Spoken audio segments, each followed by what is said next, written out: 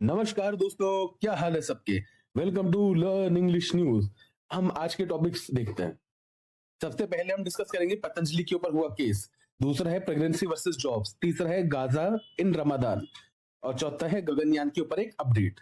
चलिए पहली न्यूज पे चलते हैं। सबसे पहली न्यूज इज बाय एनडीटीवी। तो हमारी हेडलाइन है Patanjali accused for false ads. Patanjali आपको पता ही होगा, बाबा रामदेव का ब्रांड है। तो उसके ऊपर क्या है, एक्यूज आया है। ठीक है, एक्यूज का मतलब होता है इल्जाम लगाना। तो पतंजलि एक्यूज मतलब पतंजलि पे इल्जाम लगाया है। किस चीज का इल्जाम लगाया है?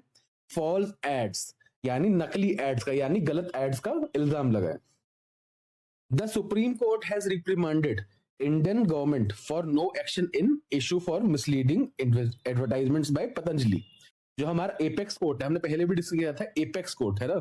एपेक्स का मतलब होता है सबसे ऊपर, जो चोटी होती है ना उसको एपेक्स बोलते हैं। तो सबसे ऊंचा कोर्ट कौन सा? अपना सुप्रीम कोर्ट। तो अपने एपेक्स कोर्ट ने क्या किया? रिप्रीमांड किया, यानी डांट लगाई है।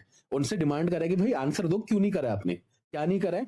गवर्नमेंट को रिप्रीमांड किया है, किस चीज के लिए? नो एक्शन के लिए। किस चीज के ऊपर एक्शन नहीं लेने पे रिप्रीमांड किया है? क्योंकि पतंजलि ने मिसलीडिंग एडवर्टाइजमेंट्स निकाले थे, तो उसके ऊपर उनको एक्शन लेना चाहिए था, जो उन्होंने नहीं लिया, जिसके ऊपर सुप्रीम कोर्ट ने उनको डांट लगाई है। तो ये है पूरा मामला। तो पतंजलि जो है क्या कर रही है? स्क्रूटिनी फेस कर रही है over its claim related to health benefits, ingredients and efficacy. जो अपनी बाबा रामदेव जी की कंपनी है पतंजलि, वो क्या कर रही है? स्क्रूटिनी फेस कर रही है। स्क्रूटिनी का मतलब होता है जांच या विश्लेषण। ठीक है, फॉर एग्जाम्पल कोई गलत काम करता है तो उसकी चीज में इंक्वायरी बिठाई जाती है ना, तो वो स्क्रूटिनी की जाती है कि एक एक चीज को जो है बहुत ही बारीकी से चेक किया जाता है। तो वही जो है यहाँ पे पतंजलि के साथ हो रहा है। यहाँ पे एक एक चीज जो है बारीकी से चेक की जा रही है गवर्नमेंट द्वारा। ठीक है, गवर्नमेंट एजेंसीज जो होती है उनके द्वारा चेक की जा रही है। क्यों चेक की जा रही है? क्योंकि उन्होंने जो गलत क्लेम, ऐसा ऐसा केस है, मतलब मैं नहीं बोल रहा, ऐसा एलिगेशन है, ऐसा उनके खिलाफ केस है कि उन्होंने इलीगल क्लेम्स या गलत क्लेम्स लगाए हैं। किस चीज के लिए? हेल्थ बेनिफिट्स के लिए, यानी गलत तरीके के हेल्थ बेनिफिट्स या इंग्रेडिएंट्स और एफिकेसी। एफिकेसी मतलब एफिशिएंसी।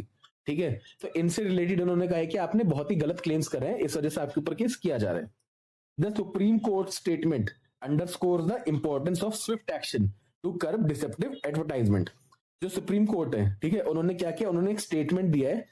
उसका क्या, उसमें वो क्या कहना चाहता है? अंडरस्कोर्स का मतलब होता है उसमें वो क्या कहना चाहता है उस पर्टिकुलर स्टेटमेंट के through.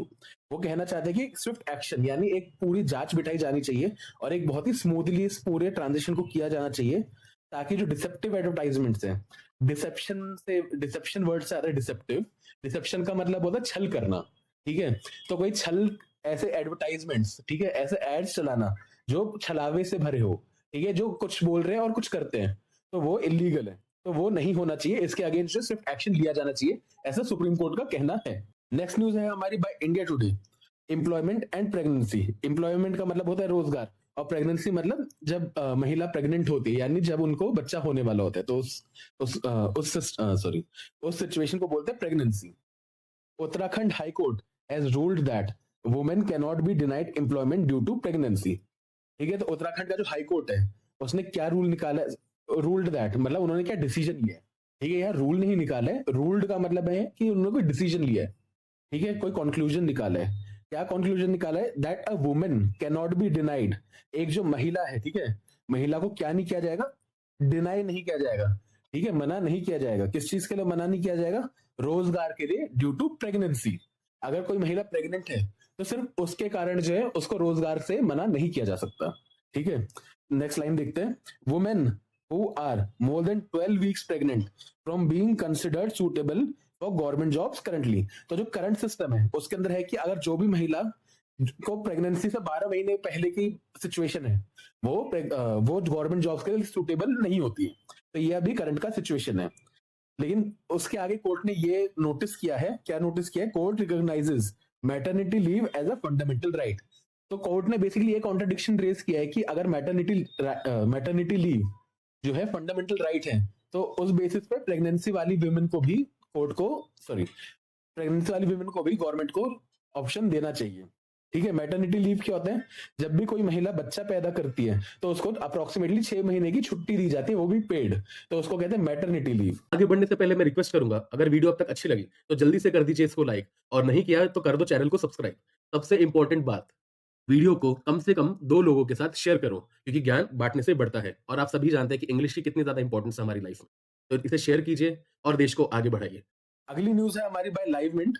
Halt Israel in Gaza during Ramadan. तो रमादान के दौरान की बात है ये। तो बात क्या है देख लेते हैं। प्रेसिडेंट जो बाइडन, ठीक है, अमेरिका के जो प्रेसिडेंट है जो Biden, has asserted that Israel would suspend it's military actions.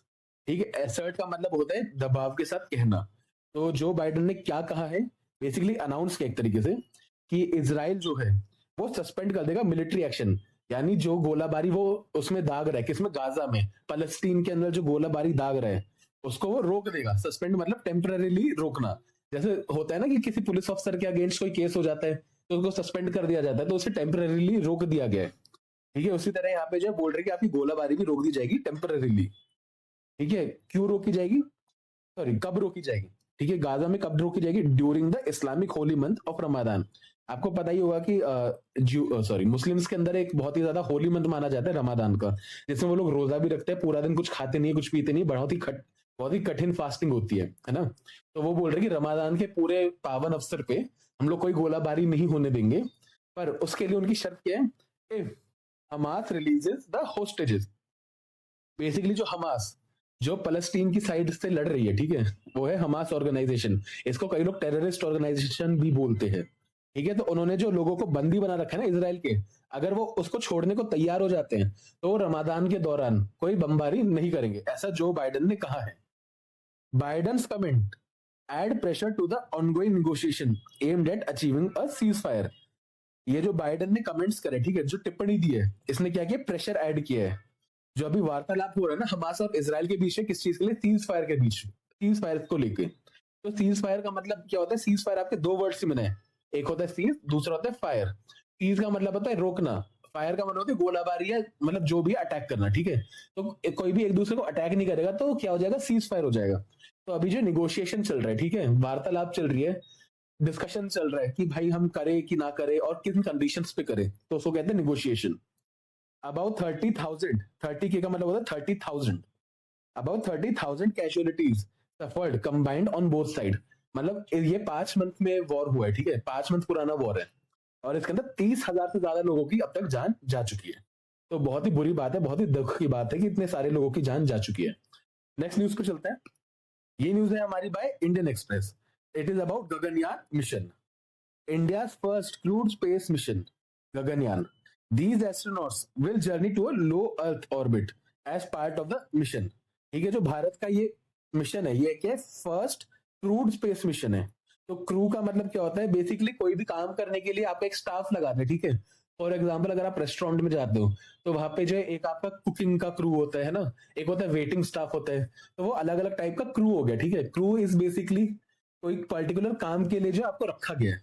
उसी तरीके से यहाँ स्पेस मिशन के लिए जो क्रू रखा गया है, और लेकिन ये फर्स्ट क्रूड स्पेस मिशन है। इसका मतलब है भारत पहली बार जो है अंतरिक्ष में अपने एस्ट्रोनॉट भेजेगा। इससे पहले आज तक हमने एस्ट्रोनॉट्स स्पेस के अंदर नहीं भेजे हैं। ये जो एस्ट्रोनॉट्स है, ठीक है, ये जो एस्ट्रोनॉट्स है ये कहा जाएंगे, लो अर्थ ऑर्बिट में जाएंगे। All four astronauts have extensive experience as test pilots, making them well prepared to handle any unforeseen situations during the mission। इसमें हम 4 एस्ट्रोनॉट्स को भेजने वाले हैं, तो उनको जो काफी अच्छा खासा, एक्सटेंसिव मतलब काफी तगड़ा, बहुत ही अच्छा खासा एक्सपीरियंस है। ठीक है, पुराना एक्सपीरियंस है किस चीज का, टेस्ट पायलट्स का।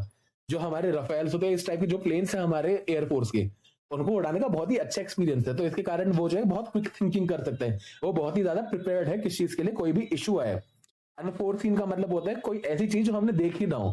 फॉर एग्जाम्पल आप कहीं बाहर जाते हो घूमने, ठीक है, सपोज आप वैष्णो देवी गए घूमने, ठीक है, बीच में आपका वॉलेट चोरी हो गया, तो ये एक अनफोर्सीन सर्कमस्टेंस था, है ना, अनफोर्सीन सिचुएशन थी, क्योंकि आपने कभी सोचा नहीं था आपके साथ ऐसा हो जाएगा, पर हो गया। तो ये होता है अनफोर्सीन सर्कमस्टेंस या unforeseen situation. ISRO collaborated with Glascosmos, a subsidiary of the Russian space agency Roscosmos। हमारी जो Indian Space Research Organisation ISRO, जो हमारा जो स्पेस से रिलेटेड एक बहुत बड़ी ऑर्गेनाइजेशन, बहुत इंपॉर्टेंट ऑर्गेनाइजेशन है, ठीक है, उसने क्या किया, कोलैबोरेट किया है। कोलैबोरेट का मतलब होता है गठबंधन करना या हाथ मिलाना। ठीक है, किसके साथ हाथ मिलाए, ग्लास कॉस्मोस। ये बेसिकली जो सब्सिडियरी कंपनी है किसकी, रॉसकॉस्मोस की। देखिए, सब्सिडियरी का मतलब होता है एक बड़ी कंपनी का बच्चा। फॉर एग्जाम्पल आप ये समझ लो कि जैसे रिलायंस इंडस्ट्रीज है, ठीक है, जो आपकी अंबानी जी चलाते हैं, तो रिलायंस इंडस्ट्री की सब्सिडरी क्या हुई, जियो हो गई, क्योंकि एक बड़ी कंपनी का एक छोटा सा भाग है ना। तो वैसे ही रोस्कॉस्मोस जो इनकी मेन स्पेस एजेंसी किसकी, रशिया की, उसका एक छोटा सा भाग कौन है, glove Cosmos. Thank you for watching this video till the end. मिलते हैं आपसे कल। जय हिंद, जय माता दी, वंदे मातरम, बाय बाय।